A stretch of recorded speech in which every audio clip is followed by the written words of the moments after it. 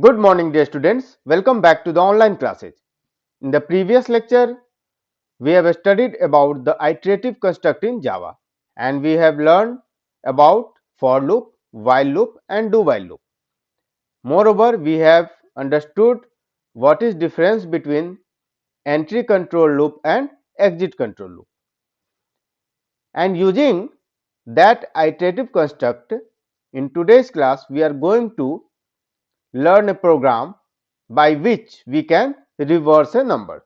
So, suppose let us understand the agenda. Suppose user gives the input 549. So, your program should reverse that number and converted it into 945. So, this is the reverse of this number. So, I hope you all have understood the agenda. So, without any further delay, let's discuss the program, how we can achieve this particular output using the iterative construct.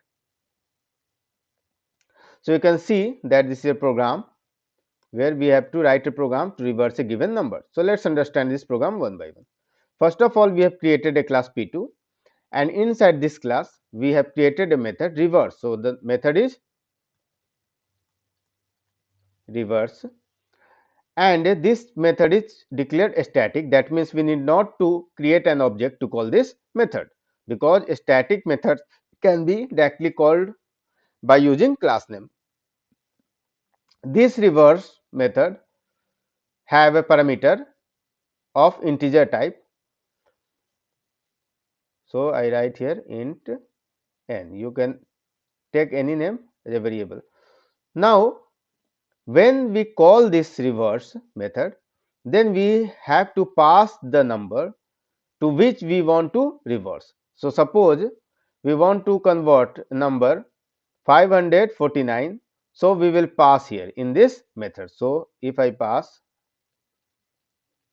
reverse and we pass the value 543 as it is given in your example. So, I am discussing this example.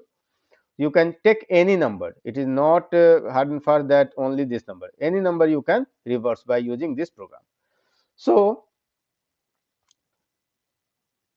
when you pass 543 inside the reverse method, then the 543 will be copied into this variable n. So, what is the value of n?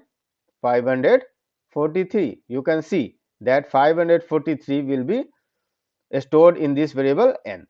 Now, it will come inside this method, and inside this method we have taken two variables.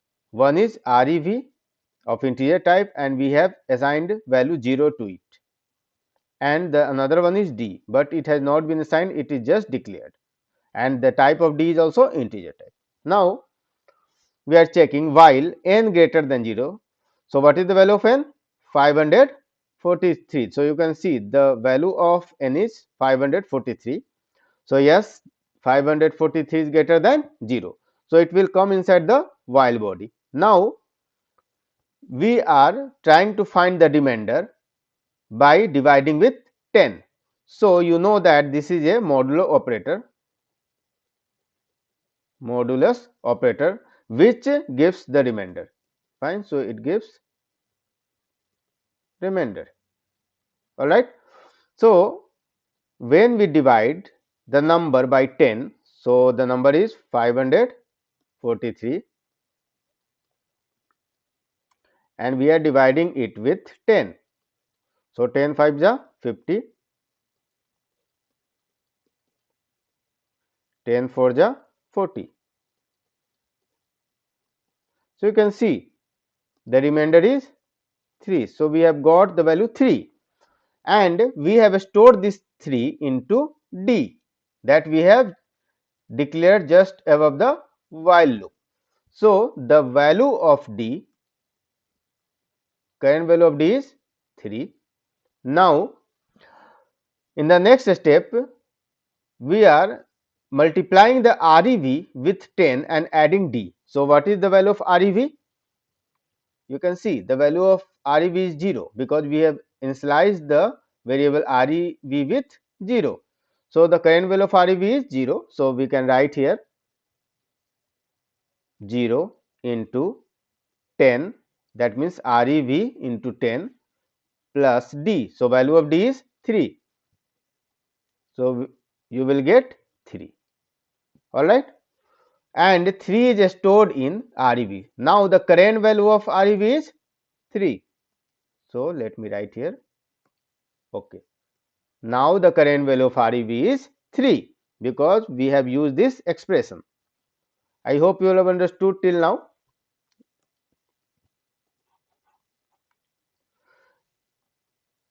Okay. Now in the next step, again we are dividing the n by 10. So we are taking the same thing, that we are dividing the n. The value of n is 543 and we are dividing by 10, but this time we are not finding the remainder, we are finding this value. So what is the value? You will get 54. So when you divide the number 543 with 10, you will get 54, and we have stored it in n. Now the current value of n has been updated to 54. So let me update this. Now the value of n has been changed to 54. Alright. Again, because this is a loop, it can repeat the several times. Now again we are checking whether n is greater than 0. So yes, 54 is greater than 0. So again we will repeat the same step, that we are trying to find the remainder by dividing it with 10. So we are dividing the n by 10. So value of n is right now 54, and we are dividing it with 10. So 10 5 is 50. Now we have got the remainder 4. So this is the remainder. Again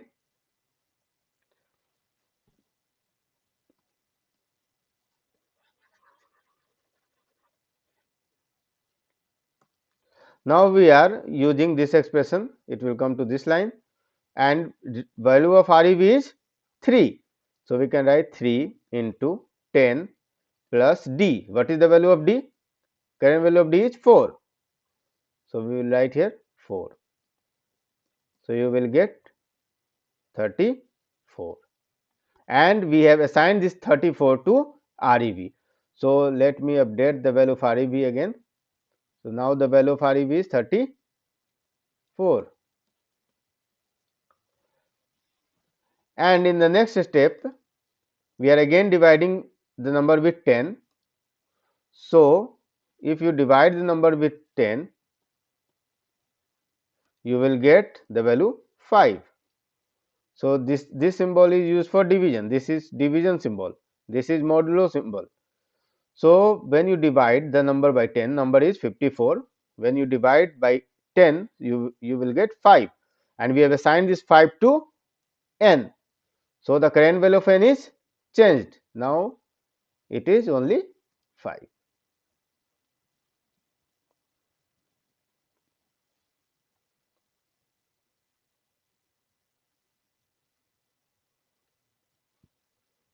Till now it is clear.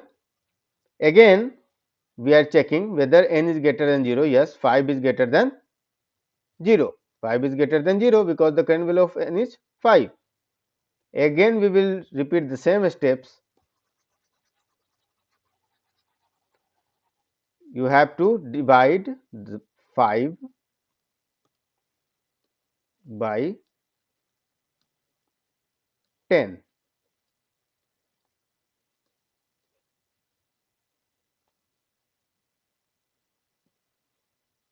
Sorry,